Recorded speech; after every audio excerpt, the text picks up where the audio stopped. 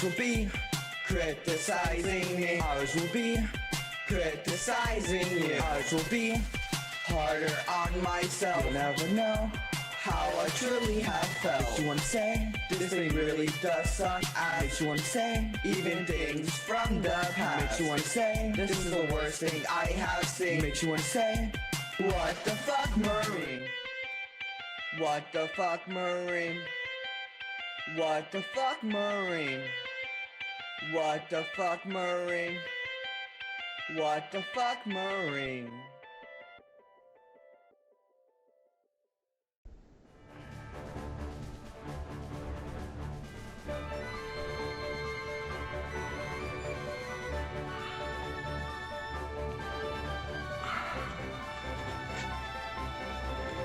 It's too early for shit.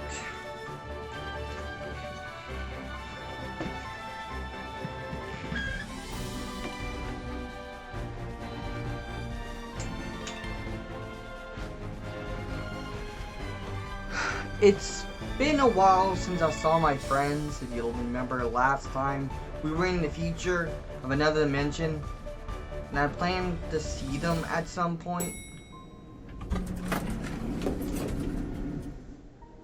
I don't know if you're gonna get that chance. Why do you say that? We're about to go on a trip, or rather, our mission.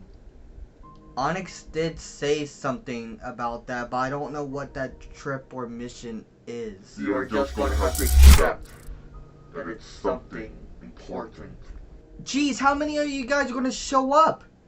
Look, you're just gonna have to come with us. Through the elevator, come on. And if I refuse? Then I'll make you. Look.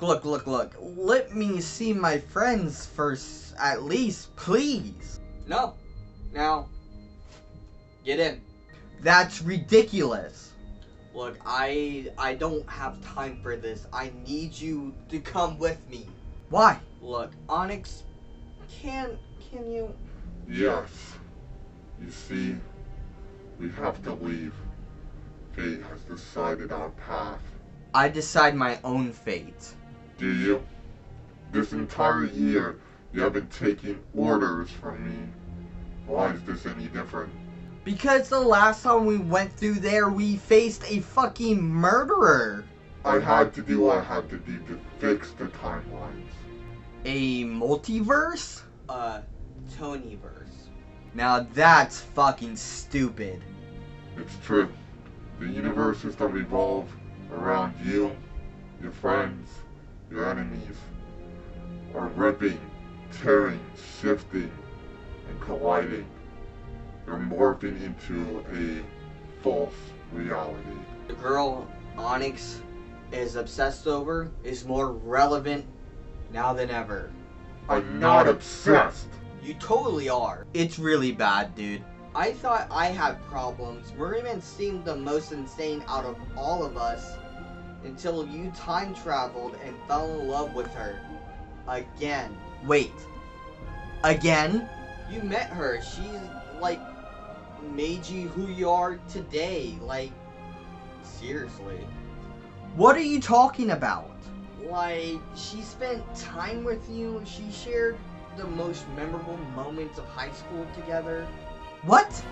The hospital trips after all that happened and finding out that our personalities were all real and very split as well. And are you joking? The day you made the choice to self-destruct yourself, you created a nobody. Me. You both are me? Man, I would have never have guessed. It's almost like we all look the same or something. Onyx covers his face. I do it by choice. Take off your shit. I don't have to. I don't believe you. Take my word. Trust me. Then what's Chad? He's you if you were stupid. Whatever. I still do not know who this girl is. You just have to remember. you guys are no help. So are you getting in or not? Are we doing this, or am I just going to have to? Not until I know who this girl is. Okay, let's strike up a deal. We tell you who the girl is, and then you come with us. What's the catch? You review a game to find out who she is. I can't fucking escape this shit, man! You have 5 days. Once time's up, I'm taking you with me, ready or not.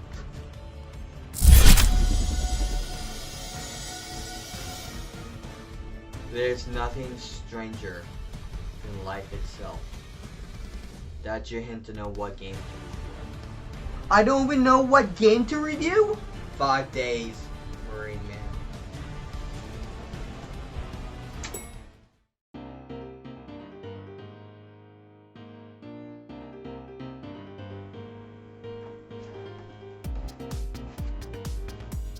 Okay, so I figured out what they wanted me to review. This game called Life is Strange. And well, it's not a bad game, really. It's actually revolutionized choice-making story games forever. Before Life is Strange, there was The Walking Dead, a choice-based story game which basically was a glorified visual novel.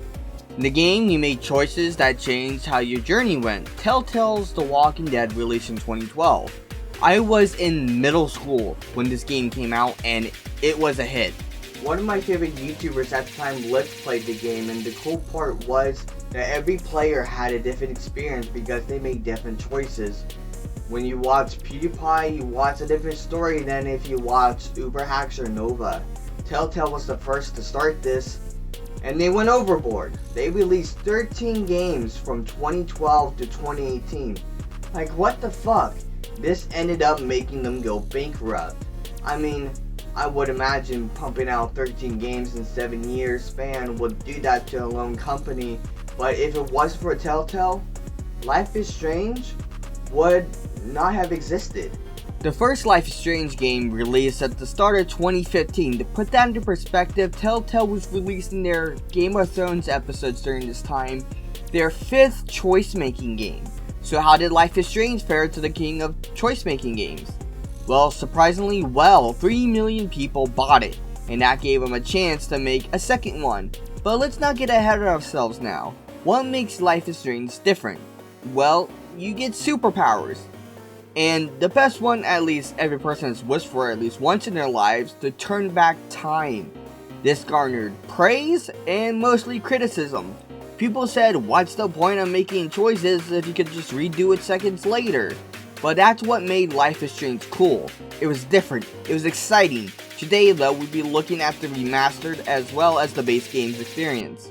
Now, to make it simple to kill 2 birds with 1 stone, I will be streaming this on Twitch, so if there's emoticons, emojis, fucking emotes and stuff on screen, just ignore that. Look, I have 5 days before Onyx and Tony kidnap me or something, so let's move on quickly. When Life is Strange came out, I played it a year later, and my life was in shambles at the time. I struggled a lot with mental issues. My music, which was talked about in past episodes, was controversial, and one of the reasons I got kicked out of high school. I never threatened anyone in any way, though in the past I said some fucked up shit that I don't stand by now, but back then it was relevant and it was hard to swallow for some people. If I could change it, I would. I knew nothing about Life is Strange at the time, but when I found out the main protagonist could travel through time and turn back time, I immediately connected with her. All my life, I wanted to rewrite my past, or go back in time and warn my past self of my obsessive behavior I had over this girl in school that I met on the school bus freshman year. Is that the girl Onyx was mentioning? I have a lot of repressed memories of trauma, pain, distress, and heartbreak, and I like to forget. I also like to forget that Slim Jesus got famous my birthday, but that's a different story. Anyway, enough about me. We're here for Life is Strange Remastered. So, let's get into it. To make a long intro short, our main character, Max Caulfield, is in this storm where there is a big-ass tornado about to wreak havoc on her city of Arcadia Bay. She was actually asleep and woke up in photography class. Mainly the other characters you need to know about is Victoria, Mr. Jefferson, and Kate right now. Class ends and Jefferson mentions Max has to turn in her picture for the contest. She goes to the hall and notices a flyer of a certain Rachel Amber that has gone missing. She goes to the bathroom and witnesses a girl get shot by a guy named Nathan Prescott. Max kind of puts up her hand and is back in Mr. Jefferson's class. Everything happens the same as it happened 5 minutes ago. Max breaks her camera and uses LT to rewind time. You can press RT to rewind faster. Max uses this to answer a question that was asked earlier correctly. Class ends and you can walk up to Jefferson and take the words out of his mouth and say them yourself. The game eases you into the mechanic, as it's the main mechanic. You go into the bathroom and trip the fire alarm to save the girl. Your first big choice here is where you can tell on Nathan or not. I told on him, because he sucks and is a prick. You go to your dorm where you run into your first puzzle. Victoria is blocking the steps and she won't move, and I'll be honest, the story of Life is Strange is great, but the gameplay and puzzle solving, not so much. You have to turn on the sprinklers to make Victoria move, but her friends are still in the way, so you temper with the paint can holder and the paint falls on her dress. Now you can choose whether to comfort her or make fun of her. This is a beginner's trap, so trust me, even though she's a bitch and told you to go fuck your selfie, just do it. Max goes into her room and has a moment's rest. This is actually a staple to the series where you sit down and some music in the background plays, and the character tells you what you're thinking. It's subtle and doesn't break the fourth wall. These are actually hidden in some places where I don't expect in the series. This catches me off guard when it happens, but it doesn't feel out of place. Max leaves her dorm and notices Kate is getting confronted by David. Step in and stop him. David is a dick and a surveillance cuck. He wants to put cameras all over the school. And that's not weird to me, knowing how American schools are nowadays. It's a literal war zone to get to math class now. Anyways, after you go to see Warren at the parking lot, David comes to confront you, and Warren, who is in love with Max, by the way, beats the fuck out of him, just to act tough. The girl from earlier comes out of nowhere and turns out to be Chloe Price, Max's childhood friend. Max gets in the truck, and they drive off. They converse on why Max never visited, or wrote a letter, or let alone text Chloe, and she's pretty pissed about it, and rails into you the whole ride there, until you get to Chloe's house. Character building happens here, and they talk about Rachel. Max goes to get tools, which involves another puzzle. The thing is, Max is a klutz and drops anything that is over her head, or even out of her line of sight. She drops the tools under a workbench and says she can't reach it.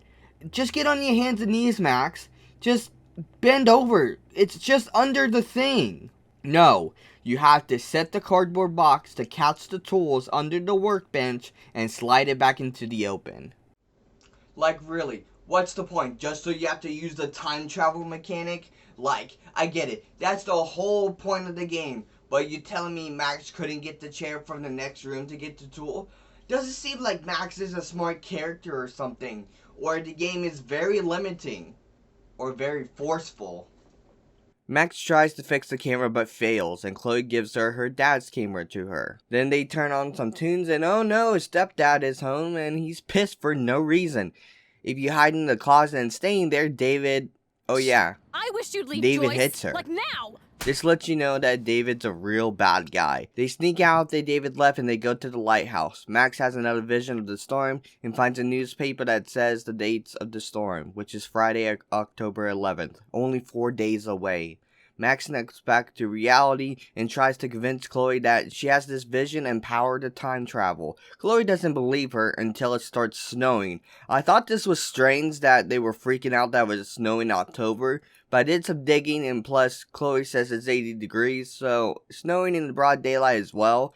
Yeah, it's pretty weird. But the ultimate sin is that they replaced the ending cutscenes in the remastered with pre-rendered ones. You may not notice it now, but it looks like shit. Why? Why did they do this? For load times maybe?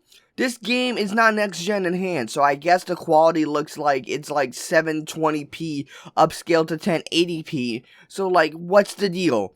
I have an idea why this happened. Look at the ending to Before the Storm. It's a glitchy mess. What the fuck happened? Who fucked up this badly for this to happen? How did this pass? What were they thinking? Fuck it, I need a break. I'll do this tomorrow.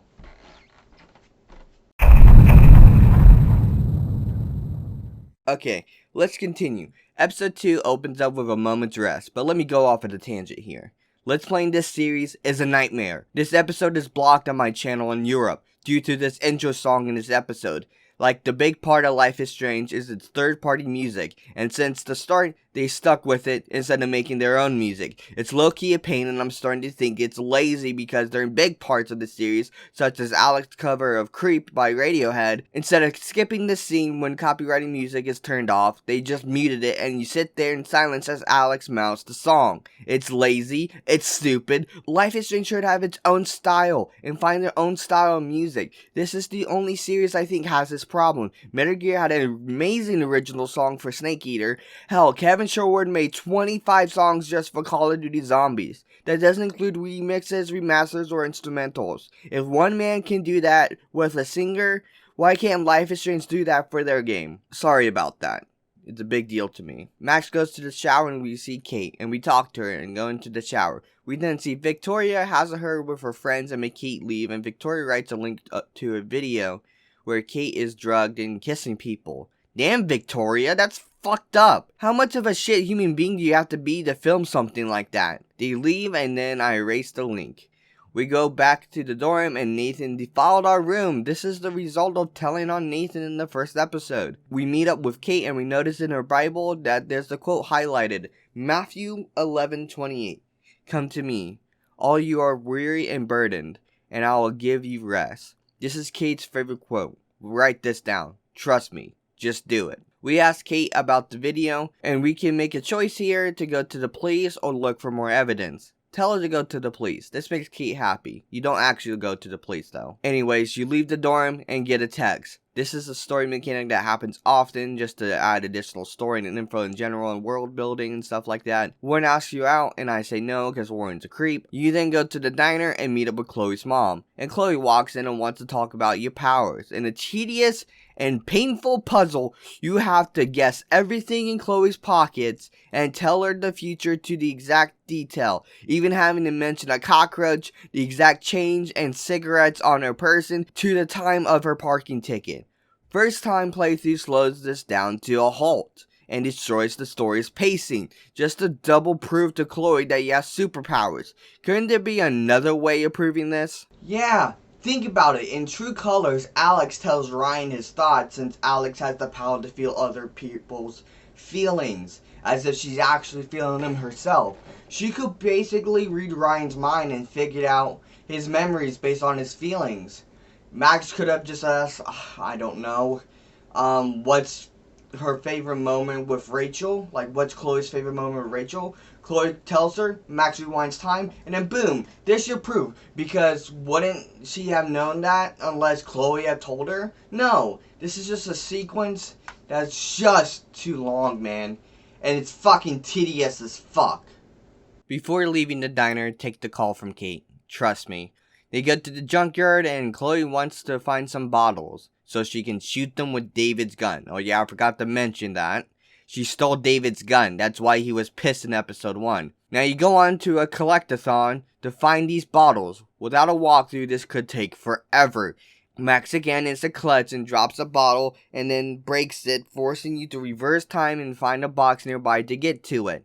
Anyway, find the rest and shoot the bottles. If you shoot the bumper, Chloe shoots herself by ricocheting the bullet to you, so you need to reverse time. Then shoot the tire and crash the car. Frank, who is Chloe's drug dealer, comes out with a knife demanding money. I choose to shoot him, but the gun is out of ammo. And he says he won't forget this and leaves. You go to the train tracks and Chloe gets stuck and a train is coming. This is a timed situation. You can reverse time infinitely here, so technically you can have unlimited time. You keep inventory items on reverse, so grab the crowbar, flip the spool, and free Chloe. Note Chloe's potential death count is now at 2. Chloe takes you to school and you confront David about him hitting her, and then you go to Jefferson. and talk to him about going to class. Oh, I forgot to talk to Warren. Please don't come in. Please don't come in. Damn it! Anyway, some kid interrupts class and you go to the dorms. Kate is about to jump off the building. That video has been putting a bunch of stress on her, and it seems like no one is helping except for Max. Max freezes time and gets to the top of the dorms, but her power runs out. You have to talk Kate down from the edge from here on your own. If you treat Kate like your best friend, up to this point she will come down easily to you. If not, you have to use the Bible quote to save her. You then go to the principal's office to point fingers. The right choice here is Nathan, so blame him. The episode ends with another pre-rendered cutscene and there's no music here. It seemed like they lost their rights to some of the music and so they muted the music. Going back to earlier to why they need their own fucking music. These scenes at the end of the episodes are the best scenes because it shows cinematically how your choices affected the characters and the music sets the mood. Without it, it's just empty. It's lazy, it's annoying, and so far the remaster is a real mass turd. Yeah, the graphics except the facial expressions are adjusted a little bit, just a tiny bit. But other than that, they fixed up and destylized the textures a bit to look more like true colors. And put out pre-rendered cutscenes to improve load times even though they look like shit. I can't believe I spent an extra $20 on True Colors just to get this. This was obviously a cash grab. Hell, if there was a $90 edition that included Life is Strange 2, I would have bought that too. I feel like an idiot for buying this. Oh, for what? For more drama from an experience from a dramatic story that I went through as a 19-year-old? This was obviously a cash grab, and I fell for it. What was I thinking? Fuck. Man. God damn it.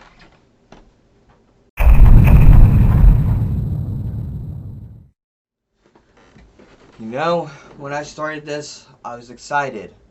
I was glad to revisit a core part of my life and potentially change the choices of my past. And yes, I changed some choices, but I mostly found out along the way I actually want to keep some of my choices the same. It's safe, and there's nothing wrong with safety. But do you be safe, or do you do something different? At the start of the episode, you sneak out and you go to Victoria's room and find stuff about her. Then leave the dorm and sneak past a drunken principal using time travel and then meet up with Chloe as you witness Victoria blackmailing Mr. Jefferson. To put this long segment to bed real quick, you break into school using time travel, keys, and a pipe bomb to find some files about kids of Blackwell and David to figure out where Rachel is. Then you go swimming, but you get the point now, don't you? You have to go through collecting 2 sets of stuff during this. First, to build a pipe bomb to break into the principal's office, then collecting files in the principal's office. And then, after going swimming, David almost busts you and you have to play hide and seek. This is just painful to go through. You know what you did in True Colors in the 3rd episode? You played live action role playing. It was fun. It was fun times all the time until the end. Here it's just tens in the majority of the game, which is fine I guess, if you're into that, but some downtime would be nice. After a night stealing shit cause you stole files and money if you choose to, you wake up and kiss Chloe, cause why not? Then you snoop around to find David's files again on Kate and Rachel. So you and Chloe confront him, and then if you side with Chloe, he gets kicked out. Good. Fuck him. He's a dick in this game. You go to the diner and Frank's RV is there. You use time travel to steal his keys and snoop his van. But there's a funny meme here. You can spill Frank's beans, literally. Let's spill the beans. You eat like a pig. Try the floor. I was eating those beans. Are you fucking insane? I was eating those beans! Go to the van and open it and throw the dog bone in the parking lot to save the dog from getting fucking killed in the fucking street. Search the van and you go find a journal that reveals Rachel was cheating on Chloe with Frank. And Chloe gets pissed off and then drops you off at the dorms. And then Max looks at an old picture of her. Suddenly she can use pictures to time travel to moments where that picture was taken. This focusing mechanic is okay, it's random, but it's fine. You go back in time where Chloe's dad leaves to get Joyce from the store. He later gets in a car accident and dies, and Max knows how to stop it. Drop the keys in the sink. Chloe's dad takes the bus instead, and you save her dad. Max wakes up in a different timeline where she's friends with Victoria, and she runs to Chloe's house and finds out she got in a car accident instead, and she is paralyzed. Back when this released episodically, I thought, where are they gonna go after this? Chloe is a huge character, and Max and her were investigating to search for Rachel. Like, this is a huge point of the game. Like, what the fuck?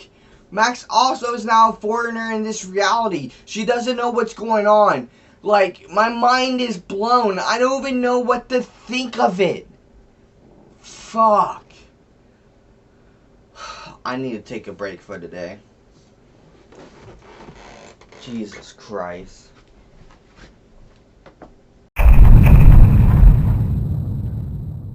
Let's get into it. Episode 4 starts out with the partners in time on the beach where Chloe explains how she got this way. You find out she never met her girlfriend Rachel in this universe, since William, her dad, never died and she never had a rebellious phase and probably never have even went to Blackwell since she got injured before that happened. They return to watch a movie at her home and spend the night. She has you get morphine in the morning and she's in incredible pain. You can walk up and talk to William and he is so depressed that he feels like he caused this. Plus Chloe's family is probably in millions of dollars of debt as the game tries to tell you. After getting the morphine, Chloe says that she's dying, slowly but surely. And she wants you to crank up the IV to kill her. But it's up to you to choose whether to do it or not. It's such a bad and shit situation, but in my last playthrough, I thought this was the reality that Max lived in. I didn't want to lose Chloe, and I thought this was permanent. So in my first playthrough, I kept her alive, and she asked you to leave and never return. If you choose to kill her, she says she loves you and then dies in front of your face. Either choice you make here is valid, in my opinion. And Max here finds a photo to travel back through time to let William pick up Joyce from the grocery store and ultimately gets in that car crash. It's so sad, man. This sets everything back to the way it was. Between these big photo time travel sequences, these cutscenes are where photo changes in front of you showing the bigger picture of what's changing. No pun intended. Max wakes up where Chloe is back to normal and the investigation continues. Max goes into David's locker to find more files. You guys lead to see Kate, which is wild since you don't see her for an entire episode. Kate praises you. The game tells you when you fuck up bad, and the game lets you know when you did really good. And just story elements as well. The characters' reactions are great. You go to the dorms afterwards, and you run into Jefferson, and Chloe is saying he's hot and stuff, which is pretty weird knowing of what happens. You get a text from Kate of where Nathan's room is. So you search Nathan's room and you have to search the computer to progress. So his projector lights up the room to reveal scratches on the ground. Like, I spent 10 to 15 minutes bubbling around in this small room like a dumbass trying to figure that out. You run into Nathan at the dorm entrance and he says, "Why are you in my dorm?" "We're not. We're in the hallway." Anyway, Warren beats his ass and I let him until he heavily bruises and starts bleeding. Jesus Christ. You go to the beach and talk to Frank and give him his money. This part is really dumb. It's kind of like a prototype of Chloe's ability in Before the Storm game, where she uses talkback to win over other characters' arguments or whatever it is. I say that because the wrong choice here in your dialogue tree gets Frank mad and he tries to stab you. And all for some info for Rachel. Rewind time and try again to get the good outcome, where everyone goes home alive. Like, this is unneeded and panned out for gameplay time for no reason. Like, fuck Frank, was spilling your beans really that big of an issue? Then you go to Chloe's to figure out the information needed to find Rachel. This is another long and padded out sequence as well. There's up to 6 to 8 things to click on, and 3 to 4 of them are the only things that are correct. And you have to do this multiple times. Without a walkthrough, this part is impossible. Fucking possible. After you do it though, you find out a barn is hiding a dark room for photos.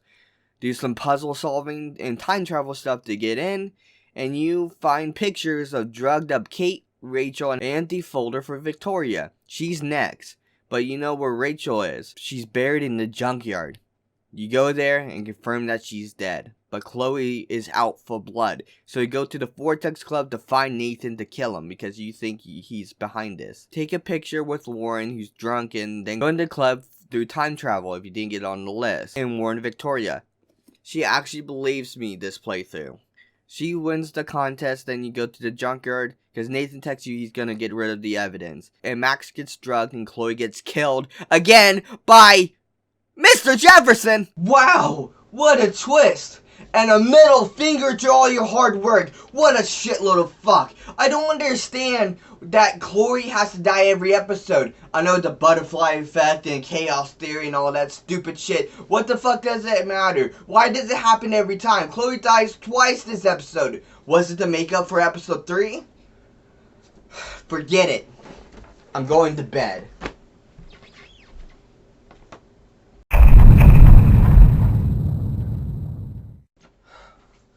We better make this quick. I got a day to finish this game.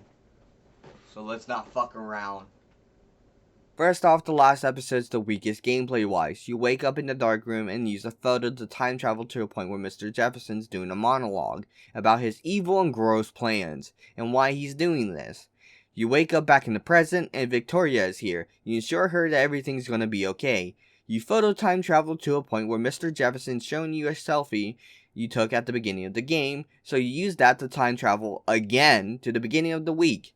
You text David about Mr. Jefferson, and you turn in your photo. You then go back to your reality where Mr. Jefferson went to jail, you save Chloe from Nathan, and you go to a photo gallery, but oh no, the storm from the vision is real, and Chloe dies in the storm. So you use the contest photo to travel back in time to when you ripped the photo, and don't win the contest. But great, Jefferson put a stop to your plan somehow by burning your diary. But David is here to save you. But he dies, so you have to use time travel to give him callouts to help him win the fight against Jefferson. This makes no sense. David is a Marine, so how did he get overtaken by a photographer, Mr. Jefferson? Without Max's help. Anyways, tell David that Chloe is dead. And yes, we're in reality where she still got shot and killed. David kills Jefferson and you take Jefferson's keys and go to the diner and you save people along the way. Stop the diner from blowing up and then talk to Warren to get a picture from him so he can time travel to the Vortex Club and warn Chloe, but she has to be convinced again. Why doesn't she believe you? What a shit friend. So you go back to the present, onto the beach, where the duo is going to the lighthouse where Max passes out. This next part makes no sense at all. You go through what I call a time gauntlet. You wake up in Jefferson's classroom. You have to compliment him. You go to the dorm's room where you have to go through a certain sequence of doors to progress. You then have to play a hide and seek again from a lot of characters as you work your way to the lighthouse in this nightmare realm. You watch William leave again as you're in a snow globe, and then there's the weird sequence with Chloe which is just odd and out of place and it doesn't make sense. I feel like Don't Nod was just fucking around at this point. You then wake up in the diner's bathroom. You have to look in the mirror to get the code. Actually, everyone you've come across is in the diner, including you. Imagine having a conversation with yourself, or at least seeing yourself. I feel like I'm stuck in some sort of time loop. I don't feel myself. I feel like as if I'm someone else. I feel like someone's trying to take over me right now. It's really weird. I need to look in the mirror.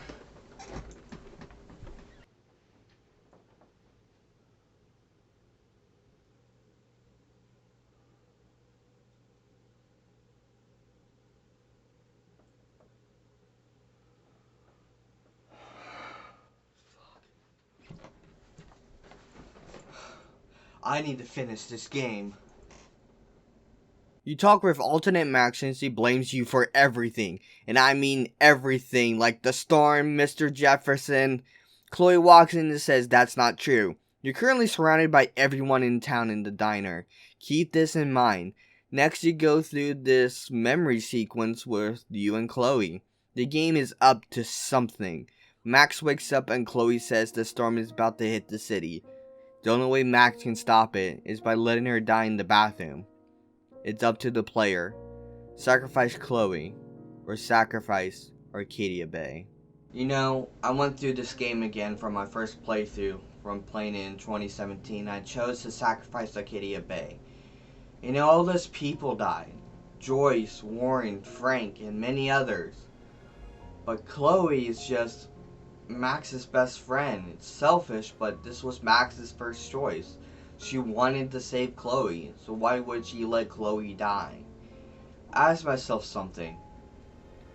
It was about that girl that Onyxt is always mentioning. I remember her now. And I remember when I met her. It was on the bus. I wish that I never met her at all. She caused so much trauma, so much pain in my life. I almost died over it.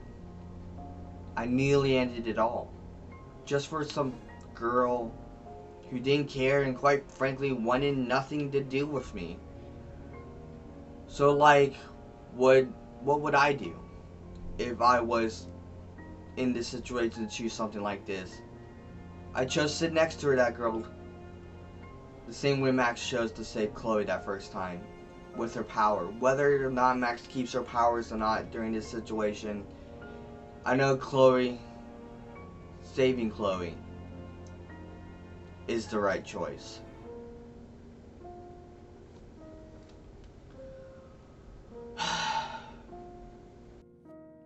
I sacrificed Arcadia Bay. They drive through town in the morning, and then they go on to a new journey. Life is Strange was controversial, a near rape-like plotline, only 2 endings based on the only last choice, and a thought-provoking story arc. Where the game shines, it's so bright, the characters, the original soundtrack, and the art style, but when it doesn't, it's so goddamn dim, especially this remaster. The art style represents the true colors graphics. Well, now, they did say facial expressions were enhanced, but they were barely were in both this and Before the Storm. They put pre-rendered cutscenes in this game to cut down on load times, and they took out music in those cutscenes as well, so they're just mute. Something I didn't mention is the drive to the diner in episode 5 had a radio playing, where Max is also listening to music on the way to the diner, and she's checking out voicemail on her phone where Nathan explains that he didn't mean anyone to get hurt, and then he killed Rachel by accident, and then he was sorry. You don't get to hear any of that. It's just subtitles with no vocals. It's just mute.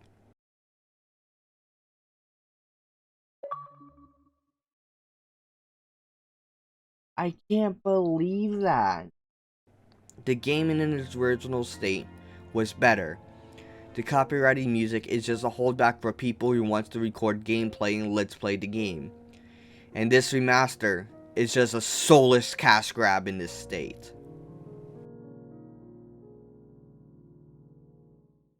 Okay, I did it! Come out, Onyxt! Come out, Tony! I did it! Marineman, do you remember? Well, yes. Yes, I do. Good, now my objective is complete. Tony said that you fell in love with her again. Yeah, the elevator is a device to cross time dimensions and locations. I used it to meet her again. I missed her. She was in everything. Before I wake up, my feet hit the floor. She was on my mind. I remembered this. It happened to me. We all share the same history, the same past, even Chad in his own fucked up way. What are you? Like I said, I'm your nobody, but all I retain is your darkness, your dread, your hatred, your... Obsession? Yes, we are just part of Tony. Where is he? He's where he needs to be.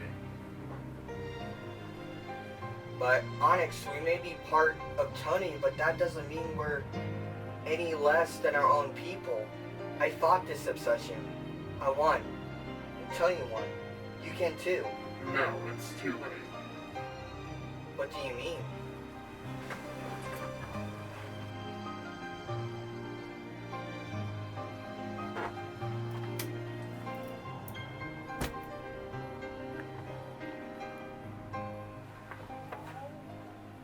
If you see a girl's face, it's her, Marineman. It's Jamie. Your eyes. I first succumbed to the darkness a while ago. That's why I wore the hood. Now, though, I assimilated with Jamie. I became so obsessed that I took her form. I'll never be apart from her ever again.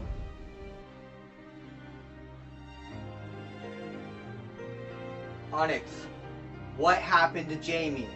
She's a part of my heart now. I fully succumbed to the dark obsession. We can fix this, right? I don't want this fixed. This is how it's supposed to be. Onyx, don't do this! Ugh.